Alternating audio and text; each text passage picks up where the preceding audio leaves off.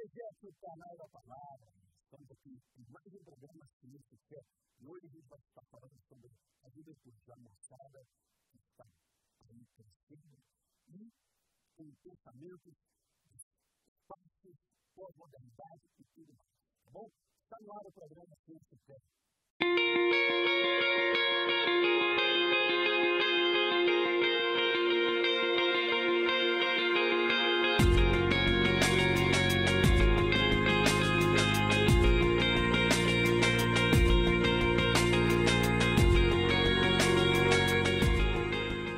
Estamos aqui no Ciência e Fé com Rafael Nunes, ele é psicólogo e é também líder de jovens, mexe com a moçada aí, então ele vai estar falando para você, pai e mãe, para você jovem, para todo mundo. Hoje o Ciência e Fé, estamos numa área aqui muito terapêutica.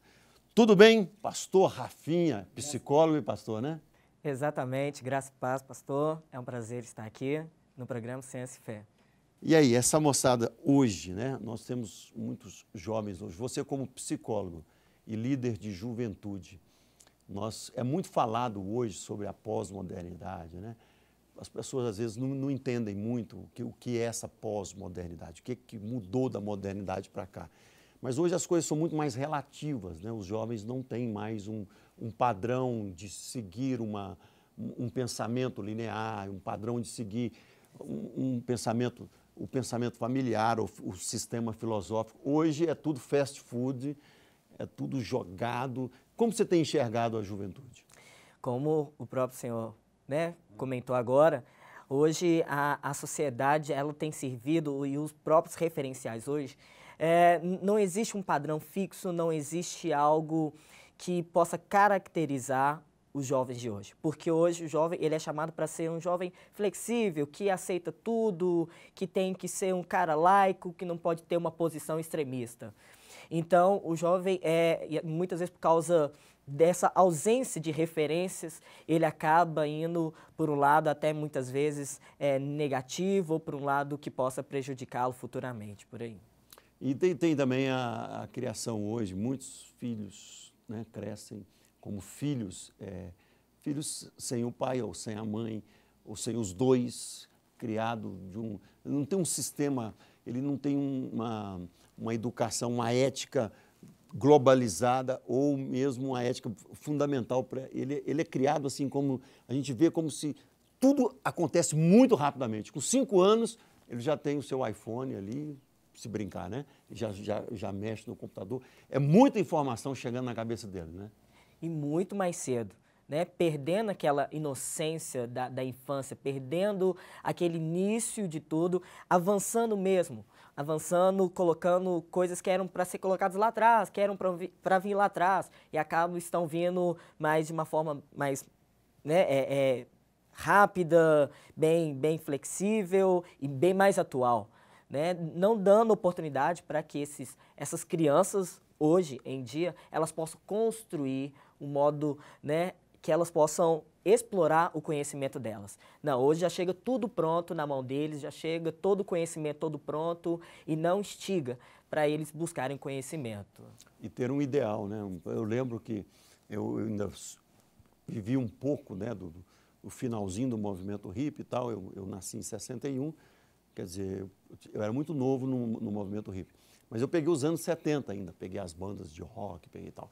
Então, naquela época, nossa, assim, a época minha de jovem mesmo, o cara era Mauricinho, que era chamado filho de papai, né, entre aspas, ou ele era marxista, né, de engajamento político, né, que era chamado na época de tribuneiro, por causa da Tribuna Operária, que era um jornal que tinha, ou ele era bicho grilo, né, ou ele era drogado.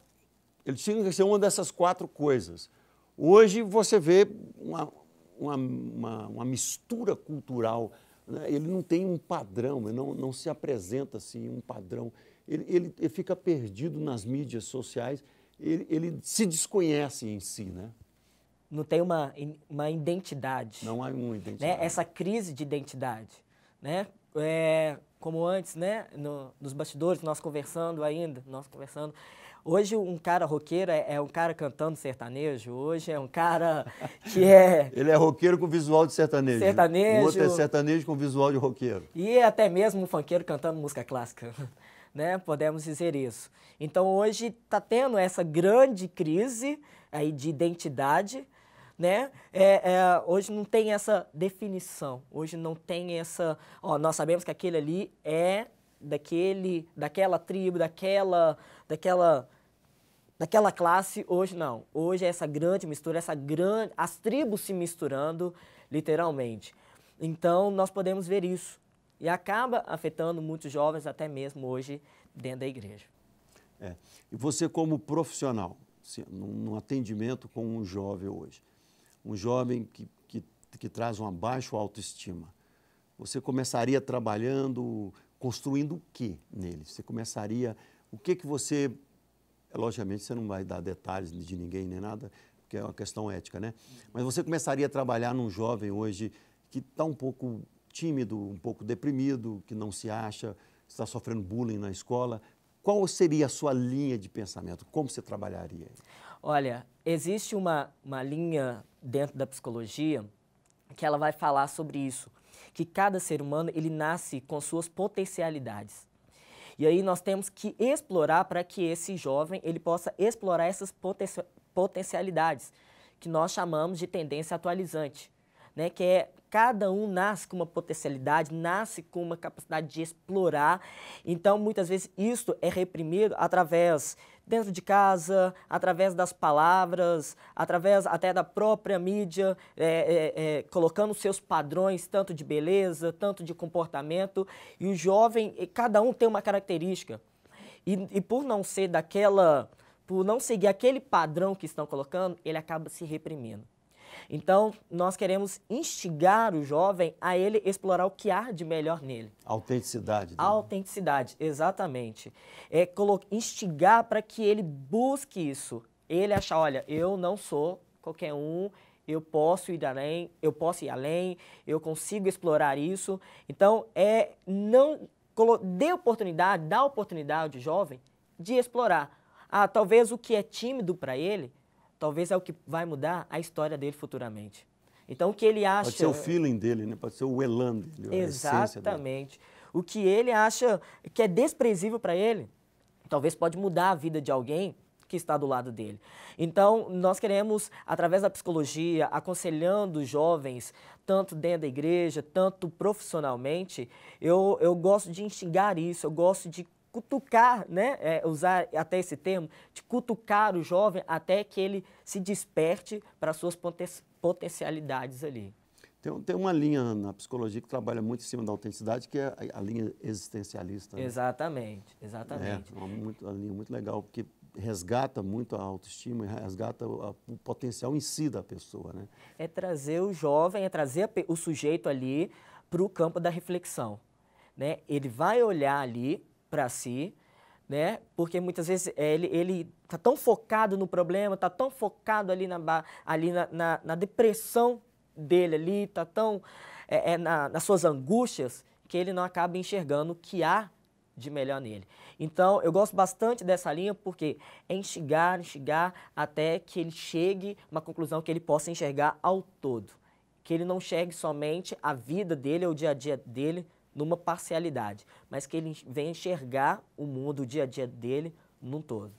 Em cada assunto que a gente for abordando, a gente vai também tentar entrar com a sua experiência pastoral, né? Porque você tem um lado profissional e um lado pastoral. E nas igrejas, há essa tendência também, ela vem para as igrejas herdam essa secularidade toda dentro dos seus jovens? Exatamente. Sim, porque hoje tem esse famoso clichê, que crente, ele não tem depressão, que crente, ele é um ser que é imortal, vamos dizer assim, que não tem doenças, que não tem depressão. É o super crente. O super crente. Né? E o jovem... Chegou o super crente para resolver seus problemas. E o jovem dentro da igreja, eles acham isso. Eles olham para o jovem crente, acham que o jovem, né, que está dentro da igreja, ele não tem os mesmos problemas de um jovem que está aí curtindo a vida de uma forma desregrada. Então, o mesmo dilema que aquele jovem que está ali vivendo uma vida desregrada, acha que ele ali está cheio de dilemas e que o jovem crente não, está com todos os seus dilemas resolvidos e, pelo contrário, são os mesmos dilemas, são os mesmos problemas. Porque esse mesmo jovem que está dentro da igreja é um jovem que está na faculdade, é um jovem que frequenta lugares que não são de ambientes evangélicos. Então, esse jovem também ele está sujeito às mesmas coisas, a esses mesmos dilemas que muitas vezes um jovem, ele dentro da sociedade, ele também vive. Então nós queremos, vendo ao longo do tempo, trabalhando com esses jovens dentro da igreja, eu vi que muitos problemas, até mais assim, poxa, está acontecendo aqui e o jovem ele ser pressionado, mas eu estou pecando. E é trabalhar com ele a questão bíblica, mas também é ajudar ele a se livrar daquele pecado de uma forma ali mais subjetiva. Ele vem com a ética toda detonada, né? Exatamente. Ele não teve em casa, ele não teve ensino, principalmente na área sexual. Às vezes vem um rapaz de 16 anos que já tem 4 anos de experiência sexual ativa. Quer dizer, houve um início mal começado, houve um namoro nunca terminado, enfim, ele chega detonado na igreja. E hoje, na sua maioria, né? Exatamente, é o que mais tem. Hoje são jovens que chegam perto de mim, até mesmo namorando ainda, frequentando já a igreja há um bom tempo, que chegou, olha, Rafael, eu já tenho 4 anos, já tenho 5 anos que eu tenho uma vida sexual ativa com a minha namorada e outros dilemas. Tanto a questão da própria masturbação, a questão da pornografia, que não conseguem, falam assim, eu não consigo mais. Quando chegam a falar, a colocar isso para fora, é porque já não estão aguentando mais. Uhum. Então, de uma forma bíblica, porque não basta impormos e falar, olha, não pode e por que não pode. O jovem, ele quer saber o porquê, o para quê. Então, nós colocamos isso, trabalhar o caráter dele, não é chegar de uma forma e impor, mas é trabalhar o caráter, falar assim, olha, é uma pessoa chegar perto do jovem, por exemplo, e uma pessoa perguntar, olha, por que você não transa antes do casamento? Não é simplesmente o jovem responder, porque não pode. Por que não pode? Não, mas é esse jovem responder, eu não transo antes do casamento, porque o meu caráter, ele é pautado na palavra de Deus. É o meu caráter que não deixa. E hoje tem esse jovem, porque às vezes muitos cristãos estão ouvindo aqui, né? E já estão acostumados com isso, mas muitos que não conhecem a igreja, eles não acreditam que existe esse jovem na igreja que se dedica a uma vida mais tranquila, uma vida sem sexo antes do casamento. Existe esse jovem? É possível. Então você vai falar daqui um pouquinho, porque nós vamos para o nosso intervalo, daqui um pouquinho o psicólogo Rafinha e também pastor de jovem vai estar continuando conosco. Ciência e fé.